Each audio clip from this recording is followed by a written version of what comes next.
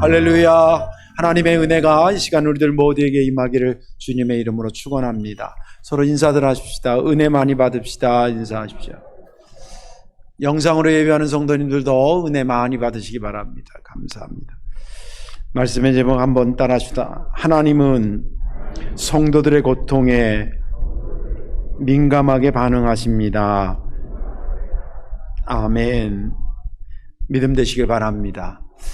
제가 박사과정을 미국에 있는 웨슬리 신학대학에서 이제 했는데, 거기 부총장으로 계시는 그 신경림 박사님이라고 한국 교수님입니다. 그분이 한 2년 전에 전화가 왔어요. 그 전화한 내용은 그 학교가 이제 미국에 있다 보니까 미국에 있는 목사들만 와서 공부하는 게 아니라 전 세계에 이제 목사들이 가서 공부를 하는데, 자기가 세계를 이렇게 돌아다니고 신학교 다른 데랑 MOU 체결 때문에 왔다 갔다 해보니까 제3세계에 있는 목회자들이 와서 공부하고 싶은데 그게 잘 안 된다 하는 안타까움이 있더라는 겁니다. 이유는 경제적인 거죠.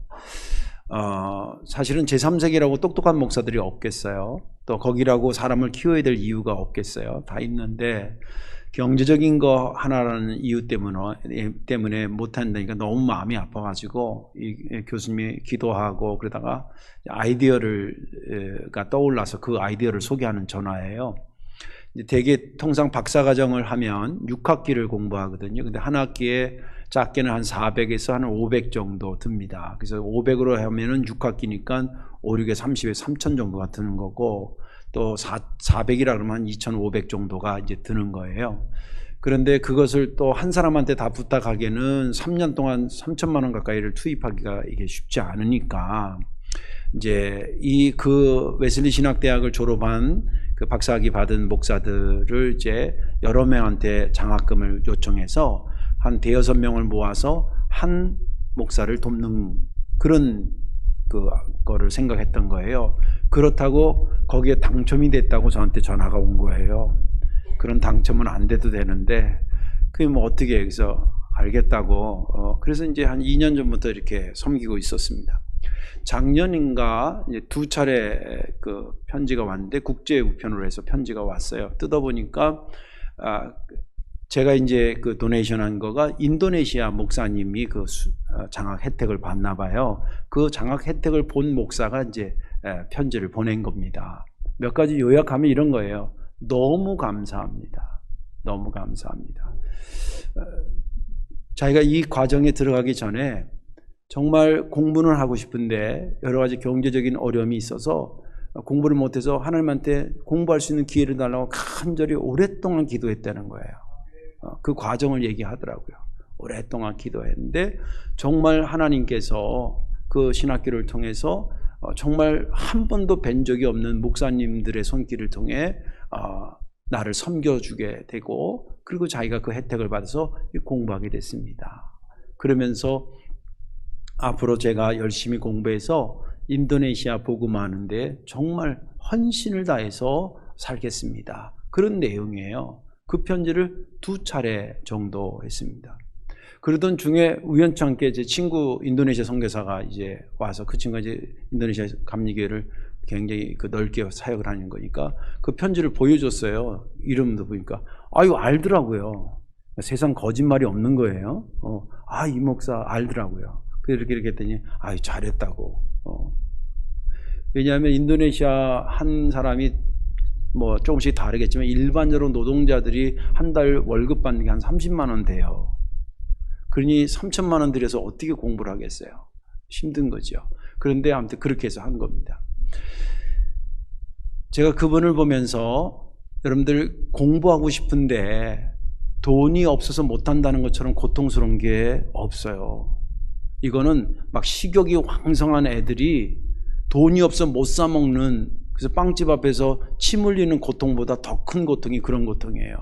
차라리 머리가 안 따라가서 공부를 못한다 그러면 어쩔 수 없는데, 머리는 잘 돌아가고 정말 공부하고 싶은 열정은 있는데 돈 때문에 공부를 못한다는 게 얼마나 마음이 아팠겠어요. 근데 하나님께서 그 고통의 기도 소리를 들으시고 한 번 만나지도 않은 저에게 또 다른 목사님들에게 연결해서 그 목사님을 섬기게 하시더라고요.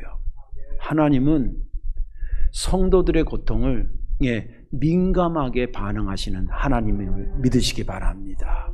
오늘 본문에 있는 말씀은 크게는 이스라엘 백성들을 고통받는 애굽에서 건져내시는 역사를 그리는 출애굽기의 초반에 등장하는 내용이고, 하나님께서 모세를 거기에 집중 투입하는 내용을 담고 있습니다. 모세가 애굽에서 사고치고 주랭랑을 쳐서 미디안 광야로 나오지요. 그리고 거기서 아주 평범한 양을 키우면서 40년을 삽니다. 모세는 자기 인생은 이제 그렇게 편안하게 살다가 끝날 거라고 생각을 했지만 모세를 향한 하나님의 시간은 그렇지 않았습니다. 이제 40년이 됐을 즈음에 그의 나이 80에 그 모세를 부를 작정을 하고 계셨던 거죠. 어느 날 모세가 평일날처럼 양을 키우고 가는데 산 언덕에 생전 보지 못한 불 붙은 나무를 보게 됩니다. 통상 불이 붙으면 나무가 이렇게 타 없어지는데 나무가 전혀 타 없어지지 않으면서 그 주변에 불이 이렇게 계속 있는 걸 보면서 신기하다. 그리고 그 떨기나무 앞으로 왔는데 그것이 하나님의 부르심의 시작이었습니다. 떨기나무 앞에 온 모세에게 이것은 거룩한 땅이니 네 발에서 신을 벗어라. 그 말은 내 종이 되라, 그 뜻입니다. 그리고 하나님께서 모세에게 조근조근 이제 당신의 계획을 말씀하기 시작했습니다. 모세야, 내가 내 백성 이스라엘 백성들의 고통을 봤어. 그리고 그들의 신음소리를, 부르짖는 소리를 내가 들었단다. 그리고 그들의 근심이 어떤 건지 내가 다 마음으로 알아. 그래서 내가 가만히 있을 수 없잖니. 내가 내려가서 그들을 거기서 건져내서 아름답고 광대한 땅, 젖과 꿀이 흐르는 땅으로 그들을 데려가려 그런다. 지금 그들의 통곡의 소리, 고통의 소리가 내 귀에 들리고 그 힘들어하는 것을 내가 보고 있으니 이제 작전을 개시해야 되겠다. 모세, 네가 가서 그들을 끌어내와라. 그 모세가 어느 날 갑자기 한 대 얻어맞은 것 같지 않았겠어요?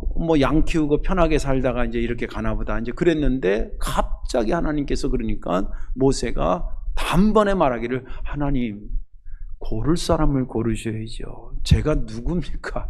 전 제가 제 자신을 아는데 제가 그 백성들을 이끌어 나갈 충분한 존재가 전혀 못 됩니다. 저는 못 갑니다. 그런 얘기를 합니다. 그랬더니 하나님께서 모세야, 내가 반드시 너와 함께 가고 네가 그들을 이끌어서 이곳에 와서 나에게 제사할 때가 올 텐데 그것이 내가 너를 보낸 증거가 될 것이다. 그런 얘기를 합니다. 오늘 본문은 거기서 끝나요. 그리고 본문에 계속 이어지는 것은 뭐냐면, 그러니까 모세가 또 저는 못 갑니다. 가면 누구라 그럽니까? 저는 말이 둔합니다. 이런 얘기를 계속 할 때 하나님께서 여호와라는 말도 스스로 있는 자라는 것도 가르쳐주고, 너 말이 둔하고 네가 가기가 불편하면 네 형 아론도 붙여주겠다. 이런 얘기를 쭉 하다가 그래도 못 간다 그럽니다. 그때 주님께서, 물론 이 소리는 성경에 없습니다. 가. 알았습니다. 그리고 이제 가게 되는 내용이 그 다음에 나오는 내용입니다. 오늘 본문은 그 전에 이제 말씀이 끝났습니다. 저는 지난 주간에 이 본문을 보면서 7절, 8절이 은혜가 됐습니다. 여호와께서 이르시되 내가 애굽에 있는 내 백성의 고통을 분명히 보고 그들이 그들의 감독자로 말미암아 부르짖음을 듣고 그 근심을 알고 내가 내려가서 그들을 애굽인의 손에서 건져내고 그들을 그 땅에서 인도하여 아름답고 광대한 땅, 젖과 꿀이 흐르는 땅으로 데려가려 하노라. 이 7, 8절이 제게 은혜가 된 것은 뭐냐면 이런 겁니다. 하나님은 하나님의 백성의 고통에 상당히 민감하게 반응하시는 분이라는 것을 볼 수 있었습니다. 다시 말씀드릴게요. 하나님이 하나님의 백성의 고통에 그냥 대충 그런가 보다가 아니라 아주 민감하게 반응하시는 분이다 는 것이 느껴지면서 굉장히 제가 은혜를 받았습니다. 오늘 말씀에 저와 여러분들이 은혜 받기를 바라고, 여러분들 생애에 그럴 일이 많지 않기를 바라지만 혹시 삶에 힘들어졌을 때에 주님이 나보다 먼저 민감하게 반응하시고 움직이고 계신다라고 하는 사실을 믿고 힘있게 살아가시기를 주님의 이름으로 축원합니다. 하나님은 어떻게 이스라엘 백성들의 고통에 민감하게 반응하신 걸까요? 그 첫째는 그들의 고통을 깊이 아시는 것으로 반응하셨습니다. 7절에 보면 여호와께서 이르시되 내가 애굽에 있는 내 백성의 고통을 분명히 보고 그들의 감독자로 말미암아 부르짖음을 듣고 그 근심을 알고 이렇게 되어 있습니다. 이 7절은 하나님이 아까도 얘기한 것처럼 당신의 백성들의 고통을 그냥 대충 보는 분이 아니라 아주 민감하게 보고 정확히 보고 세세하게 보고 있다고 하는 것을 표현하는 말씀 중에 한 구절입니다. 여기에 그것을 근거로 할 수 있는, 그런 것을 추론할 수 있는 결정적인 단어가 5번이 나와요. 첫째는 고통받고 있는 백성을 말할 때 나의 백성, 내 백성이라고 1인칭 소유격을 써요. 여러분들 젊은 사람들이 많이 있는데 딸들이 많이 있고 아들들이 많이 있는데 내 아들 그럴 때 나의 소유격을 거기다 넣는 순간에 아들이 구분되는 것이고 딸이 구분되는 거예요. 이해가 되시죠? 예. 왜 학교에 운동회 같은 데 이렇게 가면 애들이 옷을 똑같이 유니폼을 입어서 누가 누군지 모르는데 엄마는 귀신같이 알아내요. 족이 있다고, 내 딸이 족이 있다고. 하나님이 백성을 말할 때에 그냥 백성이라고 이야기하지 않고 내 백성이라고 얘기해요. 여기 본문의 7절에 내 백성이라고 말씀하셨고, 그리고 또 말하기를 그들의 고통을 분명히라고 표현하고 있어요. 7절에 그 내 백성의 고통을 분명히, 이 다른 버전은 뭐냐면 똑똑히 그냥 대충이 아니라 똑똑히. 그 다음에 세 번째는 봤다라고. 근데 들은 것보다 봤다가 더 강력한 거 있잖아요. 뭐 싸우다가 봤어 그러면 그 다음 게임 끝나는 거잖아요. 보셨다는 거예요. 그리고 또 그들의 부르짖음을 들었다는 거예요. 사람이 좋은 소리만 듣고 싶지요, 누구든지. 그러나 부르짖고 신음하는 소리를 일부러 들으셨다는 거예요. 일부러 들었다는 거예요. 그리고 그 근심을 알고 있다. 이 알고 있다라고 하는 것은 히브리 말로 야다라는 뜻인데, 이 뜻은 무슨 말이냐면 그럴 거구나 축축해서 아는 게 아니라 내가 실제 몸으로 체험해서 아는 거예요. 저거 뜨겁겠구나라고 하는 거하고 그렇게 아는 거하고, 실제 내가 거기 한번 데워봤어. 그래서 누가 그걸 들려고 할 때 야 그거 데우면 큰일 나, 뜨거워, 데워. 이것은 내 체험에서 오는 알물 얘기라는 거예요. 이 말이 그 말입니다. 이스라엘 백성들이 지금 고통받고 있는 거가 그냥 힘들겠구나 이 정도가 아니라 내가 그 심정을 알아. 그런 의미로 말씀하신 겁니다. 자, 한 문장 안에 보세요. 백성을 얘기할 때 1인칭 소유격을 썼어요. 그리고 거기에 분명히 봤다는 말을 썼어요. 그리고 들은 게 아니라 봤다고 얘기했어요. 그리고 싫은 소리, 좋은 소리만 듣고 싶은 상황에서 그는 부르짖고 신음하는 소리를 들었다 그랬어요. 그리고 아는데 대충 아는 것이 아니라 경험적으로 안다고 말했어요. 이 5가지를 집약하면 하나님이 대충 본 걸로 생각돼요? 아니면 정말 꼼꼼히 아시고 본 걸로 생각돼요? 꼼꼼히 보고 제대로 알고 있는 것으로 아마 결론이 될 것입니다. 하나님은 그렇다면 이 고통받고 있는 이들을 대충 보지 않냐고 왜 그렇게 철저히 그들을 깊이 아느냐? 그 이유는 크게 2가지. 하나는 그들에 대한 사랑과 그리고 그들에 대한 약속이 있었기 때문에 그래요. 우리도 그렇잖아요. 내가 내 자식이 왜 예쁜 거예요? 내 몸에서 뭔가 닮은 구석이 있는 거예요. 하나님이 인간을 왜 사랑하느냐? 그 첫 번째 단초는 뭐냐면 하나님의 형상으로 인간을 만들었다는 거예요. 우리로 말하자면 아버지 닮은 아들이 난 것처럼, 어머니 닮은 딸이 난 것처럼 하나님이 당신을 닮은 자식을 우리를 만들었는데, 그러니 우리에 대한 사랑이 어떻게 멈추겠어요? 그래서 그 하나님의 형상으로 만든 인간이 곁길로 가려니까 세상에 독생자 예수 그리스도를 보내서 십자가에 죽기까지 우리를 사랑하신 거 아닙니까? 그리고 그 복음을 들으라고 수많은 사람들을 보내서 우리도 저절로 깨달은 게 아니라 우리나라에 100몇 년 전에 선교사들이 와서 전하고 전한 복음이 오늘 나한테 와서 나 같은 것도 구원하신 것 아니겠습니까? 이 하나님의 사랑은 부인할 수 없는 사랑이고, 더 놀라운 것은 그 하나님의 사랑은 지금도 멈추지 않고 역사한다는 거예요. 그러니까 그 사랑이 있으니까 그 상대방에 대해서 정확히 알고 분명히 알려고 그러는 거예요. 제가 저희 집사람 따라잡을 것 중에서 따라잡지 못한 한 가지가 있어요. 모성이에요, 모성이. 저희 애들 키울 때 아침에 일어났는데 그래요. 당신은 어떻게 애가 그렇게 밤에 우는데 코를 드릉드릉 걸면서 잘 수 있어? 밤새 울었나 봐요. 또 한 번은 당신은 애가 열이 펄펄 나가지고 밤에 이렇게 막 이랬는데 그걸 모르고 그렇게 자고 있어? 우리 집사는 그거 다 감당하더라고요. 나보다 모성애가 훨씬 발달한 거예요.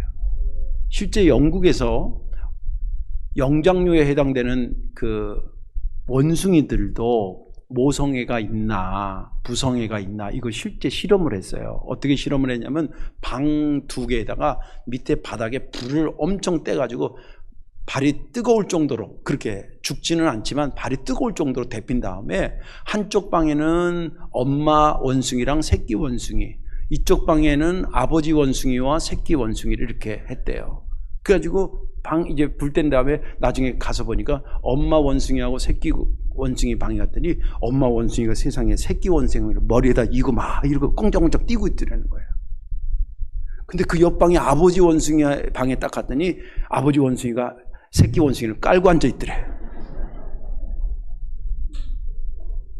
근데 내가 그 얘기를 들으면서 에이 그게 아니라 내가 우리 집사람하고 애 키울 때 그게 딱 연상되면서 원숭이도 그런가 보다 이 생각이 들더라니까요.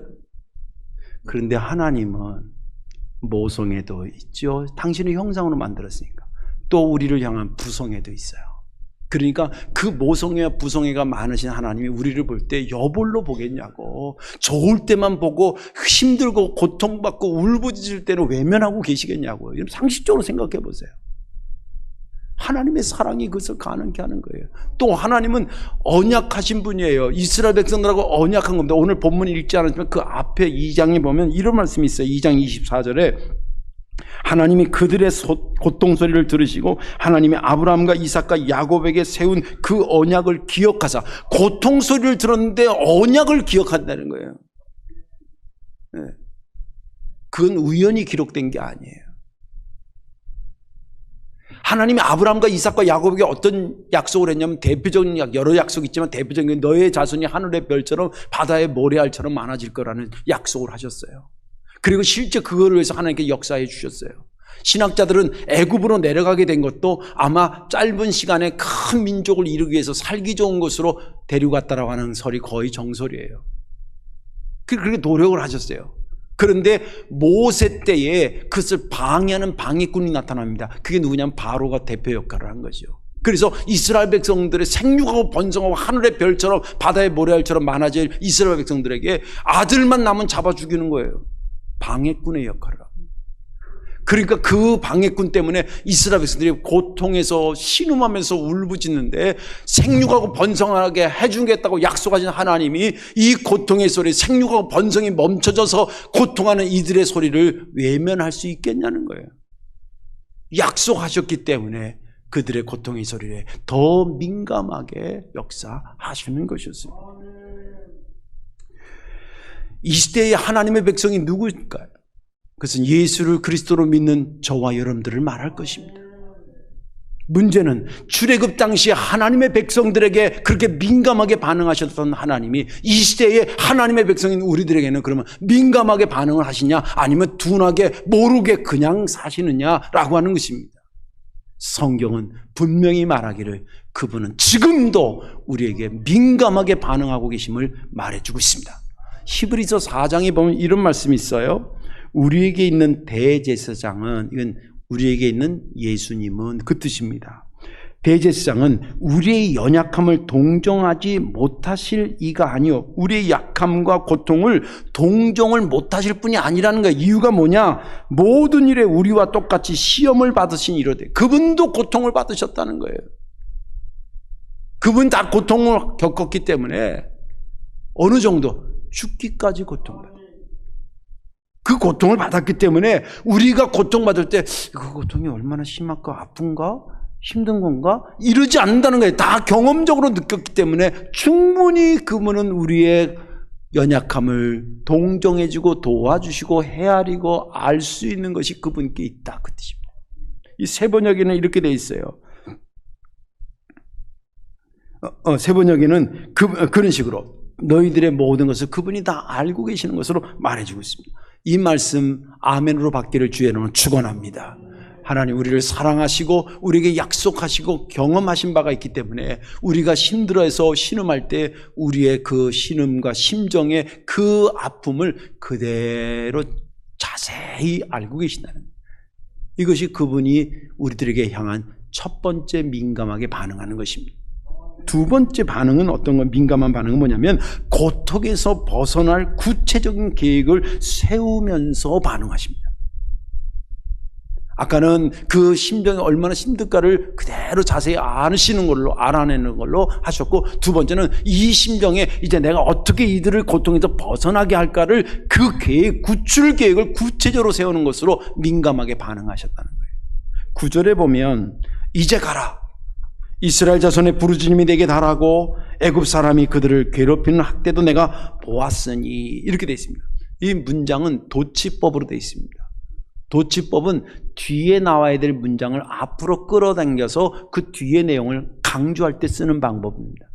이 구절을 그러면 원래대로 쓰려면 이렇게 돼야 됩니다. 이제 가라를 나중에 쓰고 이스라엘 자손의 부르짖음이 내게 달하고 애굽 사람이 그들을 괴롭히는 학대를 내가 보았으니 이제 가라. 이게 평문입니다. 평서문입니다.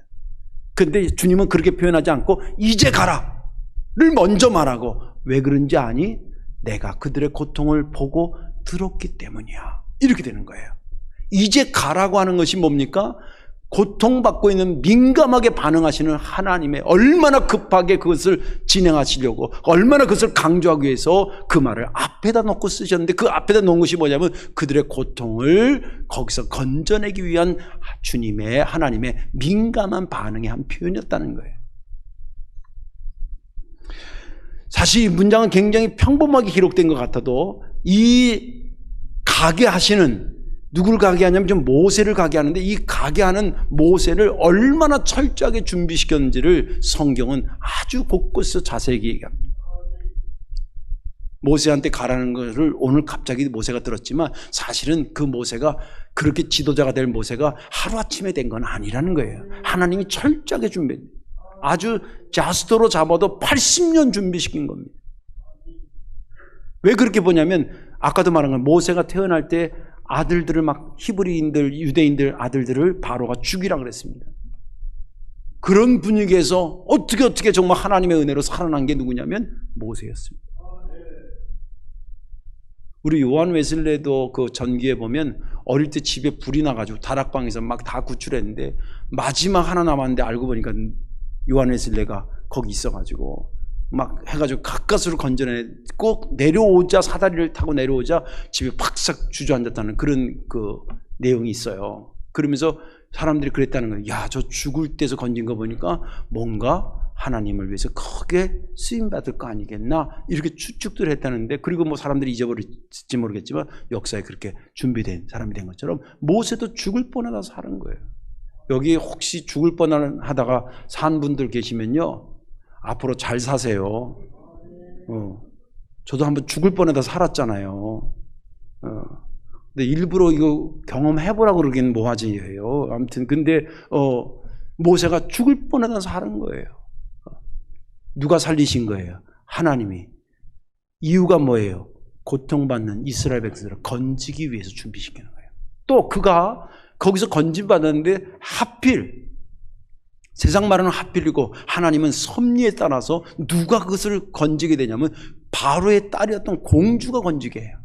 그리고 그 공주가 순간 모성애를 발휘해서 그 아이를 살려줘요. 히브리인의 자녀라는 것을 알면서도 살려줘요. 그리고 그때 미리암 그 모세의 누나가 이렇게 교섭해가지고 그 젖이 안 나오니까 그 공주가 그러니까 자기 좋은 유머를 소개시켜줘서 소개를 누가 하냐면 실제 모세의 어머니를 소개하잖아요. 이것도 우연 같아도 전혀 아닙니다. 그런데 그게 모세가 그 엄청난 지도자가 되는데 굉장히 결정적인 단서들이 그런 게 돼요. 하나는 뭐냐면 공주가 배웠으니까 공주한테 했으니까 왕의 수업을 받으며 잘합니다. 이 요셉스에 쓴 책에 보면 이 모세에 대한 그 적대 세력이 왕자들의 어떤 그런 세력들이 굉장히 강했어요. 예. 그래서 근데 그들이 다 같은 교육을 받아요. 무슨 교육을 받냐? 왕의 교육을 받아요. 우리로 말하자면 지금 말하면 어떤 교육일까? 군대로 말하면 육사 교육을 받는 거고 일반 대학 그러면 특별히 서울대학교 가서 교육시키는 뭐 이런 거 아니겠어요? 그런 교육을 충분히 받고 또 어머니를 통해서는 무슨 교육을 받냐면 젖을 먹이면서 민족에 대한 정신 그리고 믿음을 배워요. 두 가지 것을 하나밖에 못 배울 모세를 하나님께서 그렇게 하면서 거기서 두 가지 것을 겸비 이게 나중에는 그 100만이나 되는 이스라엘 백성을 이끌었을 때 그들을 40년 동안 이끌어가는 데에 여러 가지 것으로 준비한 지식이면 지식, 지혜면 지혜, 그리고 언어면 언어 모든 면에서 탁월하게 만드는 수업을 시켰다는 거예요. 그리고 광야로 나와서 40년 동안 목양을 할 때도 양 한 마리 때문에 이리도 가고 저리도 가면서 한 마리 양의 소중함, 이스라엘 백성들은 한 영 한 영혼의 소중함을 40년 동안 훈련시켜요. 다만 모세가 자기가 훈련받고 있다는 걸 모르고 있었던 뿐이에요. 그 모세를 준비시켜서 애굽에 보낼 때 혼자 보내지 않습니다. 또 뭘 준비시키냐면 하나님이 함께한다는 능력의 상징으로 지팡이를 줍니다. 그리고 그가 혼자 가는 게 좀 어색하니까 그의 형 아론을 붙여줍니다. 모세를 위대한 사람을 만들기 위해서 준비시킨 게 아니에요. 하나님의 사실은 궁극적 관심은 뭐냐면 이스라엘 백성들의 고통을 거기서 구체적으로 민감하게 반응하며 건져내고 살려내기 위해서 이스라엘 백성들이 알지도 못할 때에 이곳에서 모세를 준비시키고 있었다는 거예요. 이것을 왜 그렇게 해석하냐면 성경에 보면 그런 역사가 굉장히 많아요. 하나님께서 이스라엘 백성들뿐만 아니라 믿음의 사람들을 건져내기 위해서 한쪽에서 우리가 모르는 사이에 위대한 사람들을 준비하는 경우들이 많다 이 말이에요. 대표적으로 뽑을 수 있는 사람이 또 다윗 같은 사람입니다. 다윗이 가장 먼저 역사에 등장하는 게 뭐예요? 블레셋하고 전쟁에 붙었는데 그 블레셋 사람들이 그 팔레스타인 출신들이 아니에요. 유럽에서 온 사람들은 기골이 장대한 사람들이에요. 예. 그래서 붙었는데 이게 막 덜덜덜 떨고 있잖아요. 거기 우연히 갔다가 알죠? 물맷돌 해가지고 죽인 거, 승리한 거. 얼마나 그 군대가 힘들어하고 고통스러울 때 거기서 그것을 움직여 이기면서 그것을 해방시키는 것으로 다윗을 등장시켜요. 그리고 사울 왕이 되긴 했는데 나중에죠. 사울 왕이 됐는데 나라가 나라꼴이 아니에요. 여러분 나라가 나라꼴이 아니면 백성들이 힘든 거예요. 그때 나라꼴을 만들기 위해서 등장시킨 사람이 다윗이에요. 그리고 이제 신생국가니까 옆에 이미 기존적으로 있던 도시국가들이 찝쩍거리고 계속 깔짱깔짱거리고 침략하고 뺏어가고 막 이래. 그거 하나둘씩 정리한 것이 누구냐면 다윗이에요. 그래서 오죽했으면 성전 질 때 넌 못한다. 너는 많은 피를 흘렸다. 이 피가 뭐냐면 나가서 전쟁에서 승리는 했지만 많은 사람을 죽였다. 그 뜻이에요. 그 정도로 준비시킨 사람이 다윗이에요. 나중에 성전 짓는 것도 모든 준비를 누가 다 하냐면 거의 다윗이에요. 솔로몬은 갖다 조립만 한 것 같아요. 예. 다윗을 위대한 사람 만들기 위해서 하나님께서 그런 것 같이 해도 사실은 그게 아니라 이스라엘 백성들이 거기서 고통받고 신음하고 하는 것을 돕고 협력하기 위해서 그 다윗을 준비시켜 거기에 갖다 세운 것입니다. 하나님의 이 마음은 구약시대에만 움직이는 하나님이 아니셨습니다. 신약시대로 오면 인간의 고통, 죄의 고통을 단번에 해결하기 위해서 독생자 예수 그리스도를 보냅니다. 그리고 그분이 십자가 달려 죽으시고 부활하신 다음에 승천하시고 그 나머지 것을 또 돕기 위해서 보내신 분이 성령 하나님이십니다. 성령 하나님의 별명이 있어요. 다른 별명이 있는데 그게 뭐냐면 보혜사 성령이라는 거예요.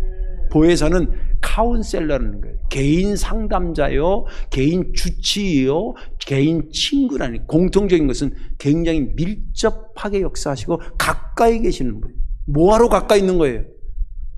믿음의 사람들을 세워주고 고통 가운데서 해방시키기 위해서, 풀어갈 수 있는 지혜를 주시고, 하나님은 아셨거든요. 복음을 받아들이고 믿음으로 살아가는 것에 곳곳에 위험이 도사리고 사탄마귀가 이렇게 저렇게 태클을 걸어온다는 걸 아셨거든요. 그럴 때마다 넘어지고 자빠지면 안 된다는 거예요. 그래서 보내주신 분이 성령이고, 우리가 힘들고 어려울 때 기도하잖아요. 그럼 성령이 내 마음에 감동도 주시고 위로도 주시고 문제를 해결해 주시는 이유가 그래서 그런 거예요. 하나님은 인간의 고통, 우리들의 고통에 이렇게 민감하게 역사하시는 거예요. 그래서 거기서 건질 계획을 옛날에도 세우고 지금도 세우고 앞으로도 세워나가실 줄로 믿습니다. 이제 말씀을 정리하겠습니다. 이사야 40장에 보면 이런 말이 있어요. 야곱아, 어째여 내가 말하며 이스라엘아, 내가 이르기를 내 길은 여호와께 숨겨졌으며 내 송사는 내 하나님에게서 벗어난다 하느냐. 이 세번역 번역은 이렇게 돼 있어요. 야곱아, 네가 어찌하여 불평하냐? 이스라엘아, 네가 어찌하여 불만을 토로하느냐? 네가 어찌하여 이렇게 말할 수 있느냐? 주님께서는 나의 사정을 모르시고 하나님께서 나의 정당한 권리를 지켜주지 않는다라고 네가 어떻게 말할 수 있느냐? 그거 어디서 많이 해본 기도예요. 아마 이거 들은 순간 나도 그렇게 기도한 적이 있는데, 하나님, 왜 나만 힘든 거예요? 하나님, 언제까지 저 이렇게 힘들게 하시는 거예요? 이런 기도 있잖아요. 안 해봤으면 할렐루야고요. 저는 해봤어요. 근데 성경에 있더라고, 성경에도. 사람이 힘들어지면요, 멀쩡하다가도 힘들어지면 착각에 빠집니다. 심리적으로도 그렇고 영적으로도 그래요. 어떤 착각이냐면 세상 고통이 지금 나 혼자만 겪고 있는 것처럼 느껴져요. 그게 얼마나 힘들면 그러겠어요. 그리고 두 번째는 내 마음을 이해해 줄 사람이 아무도 없다고 생각들어요. 그리고 마지막은 하나님도 나를 안 도와주는 것처럼 느껴져요. 그러나 분명히 말씀드리지만 이것은 착각입니다. 자, 오늘 본문의 전체 구도를 한번 보세요. 이스라엘 백성이 이쪽에서 지금 고통스럽고 막 신음하고 부르짖고 막 그래요. 근데 하나님께서 한편은 이쪽에서 그들의 사정을 아시고 보시고 모세를 준비시켰어요. 잘 보세요. 자, 이스라엘 백성들이 고통 중에 하나님께서 모세를 준비하고 있다는 것을 알았을까요? 몰랐을까요? 모르고 있었어요. 딱 우리도 그럴 수 있다는 거예요. 오늘 이 말씀은 딱 우리로 하여금 듣게 하시는 말씀이에요. 내가 고통받고 심지어는 내 남편도 내 마음을 헤아리지 못하는 것 같고 내 친구도 내 마음을, 자식도 내 마음을 헤아리지 못하는 것 같고 고통이 길어지니까 하나님은 나 안 도와주는 것 같고 이런 착각에 빠지지만 하나님께서 그 기도, 그 고통의 소리를 들으시고 내가 모르는 다른 곳에서 나를 위해 깊이 아시고 이것을 해결할 수 있는 구체적인 방법을 진행하고 있다는 것을 믿음으로 받아들이시기를 주의 이름으로 축원합니다. 앞으로 그런 일이 없기를 바라지만 혹시 고난이 오거나 힘들거나 혹은 지금 힘든 분들 오늘 이 말씀을 들으셔서 그렇구나, 하나님이 하나님의 백성의 고난에 민감하게 반응하셔서 그 마음을 헤아려 주시고 또 거기서 해방시킬 계획들을 구체화시키시는 분이다는 믿음을 가지고 힘있게 살아가시기를 주님의 이름으로 축원합니다. 기도하겠습니다.